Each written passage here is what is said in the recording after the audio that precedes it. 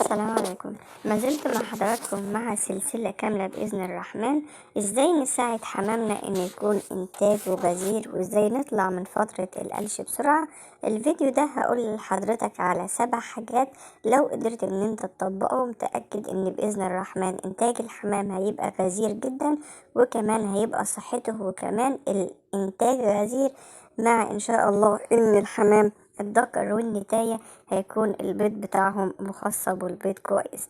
اول حاجة وبقولها لحضراتكم وقلتها قبل كده وهفضل مرارا وتكرارا اقولها، وانا مش ضد اي حد يا جماعة. الناس اللي بتيجي تكلمنا على الخاص انا ما بذكرش ناس بعينها، انا بقول على الاخطاء بما يرضي الله. اول حاجة، اياك تعزل الذكر عن النتاية. عزل الذكر عن النتاية بتدمر هرمونات الذكر وبتدمر هرمونات النتاية. فرد الحمام ممكن مثلا الأعمار بيد الله، ممكن فرد الحمام ده يكون عمره 10 سنين، مجرد ما يجي عمره عند السنتين والتلاتة تلاقي الذكر معادش بيخصب، وتلاقي النتاية كمان بتفضل فترات طويلة مفيش إنتاج. أول حاجة ممكن تكون بتعمل كده عزل الذكر عن النتاية، عشان كده رجاء محدش يعزل الذكر عن النتاية. تاني حاجة ولازم تكون عندكم يقين منها، ايا كان فرد الحمام مستواه ايه، لو جايب فرد حمام ب100,000 جنيه ما تحرموش من الطبيعة الربانية اللي ربنا خلقه بيها وعشانها، وهو الرقود على البيض. لما فرد الحمام بيرقد على البيض مش لمجرد انه يطلع لك البطين ويكون عندك زغاليل، لا، ده بيحصل عنده سكينة وبيحصل عنده اطمئنان في هرموناته، فده بيحفز الهرمونات عشان الانتاج يكون سريع ان شاء الله، ودورة الانتاج تكون ورا بعضها، وده طبعا اللي كلنا بندور عليه. الحاجة التالتة، اياك تمنع الحمام من التأكيل الطبيعي. التأكيل الطبيعي بعض الناس للأسف بتمنع التأكيل الطبيعي عشان بق الحمام ما يبانش عليه انه مأكل، وشكل الحمام تضيع شكله الجميل. بالعكس، مين قالك ان شكل الحمام بيكون ده نعمة من عند ربنا، وافضل حاجة انا ممكن ادخل الاقي فرد الحمام وهو كده بيأكل زغلله، بحس بمتعة ما بعدها متعة. وفرد الحمام الحنين بصراحة ده اللي يساوي فلوس. فرد الحمام اللي كل همه ان هو يحافظ على زغلله هو ده اللي يساوي فلوس.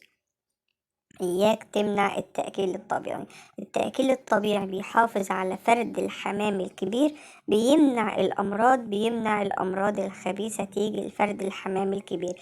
احنا بنقول كل الحاجات دي يا جماعة للحمام الكبير، ولسه إن شاء الله في فيديو تاني هنتكلم عن الزغاليل. بعد كده أو الحاجة اللي بعد كده رقم 4، إياك تمنع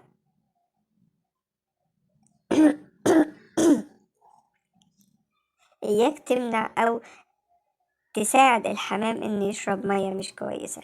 هو أنا ممكن أكون سبب رئيسي في إن الحمام بتاعي ما يشربش مية كويسة؟ طبعا، وبنسبة 100%.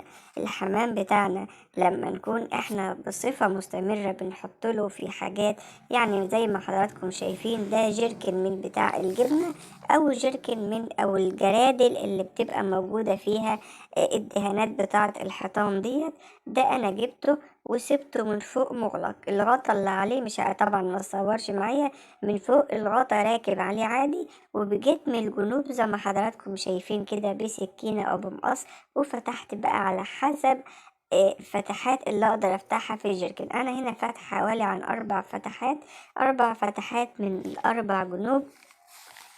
بس ممكن يكون الجيركن ده على فكرة الحاجات او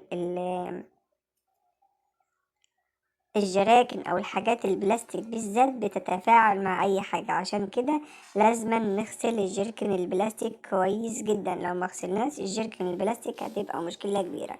طيب ازاي احط المية للحمام بتاعي بلا سموم؟ الخل نعمة من عند ربنا، لكن للأسف الغش مازال موجود. شايفين الغطا اللي هو الأصفر والغطا الأزرق في أبيض؟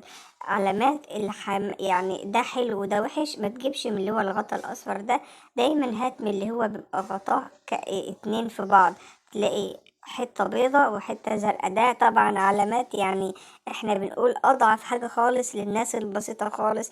يعني الشركات اللي بتبقى مطلعة حاجات كويسة بتبقى الغطيان بتاعتهم كويسة. ما تجيبش خل مش نضيف وما تسمعش كلام صاحب المحل. دايما صاحب المحل للأسف بيشجعك أو بيروج ليك للحاجة اللي هي عنده بتبقى عاوز يبيعها، أو للحاجة اللي بتبقى يعني بيكسب فيها كتير. فالخل اللي مش نضيف بيجيبوه للأسف ويبيعوه بسعر الخل اللي مش أحسن حاجة. هجيب ازازة الخل مثلا ب6 جنيه، والتانية هجيبها ب26 جنيه، لكن هتحافظ على صحة حمامك بنسبة 100%. أنا من يوم طول عمرنا بنربي حمام، أنا أو علاء عندنا الحمام، عمرنا ما حطينا مضاد سموم. عارفين المضاد السموم الطبيعي بتاعنا ايه؟ الخل. أفضل وأحسن مضاد سموم ممكن حضرتك تستخدمه هو الخل، بشرط إن السقاية لازم تكون نضيفة من جوه. سيبك من شكلها من بره، من عادي خالص. اصل الغطا طبيعي الحمام هيعمل عليه اخراج، الحمام بيقف فوق كده فبيعمل إخراج، ده مش هيأذي الحمام في أي حاجة.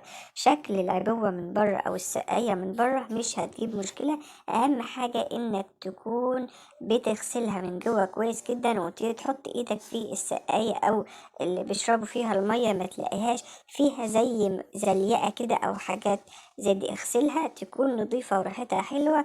ولو عاوز تكرم حمامك فعلا وتسقيه مية نظيفة وتبقى الدنيا أحسن حاجة معاه، هات زير من الحاجات اللي حضرتك شايفها دي.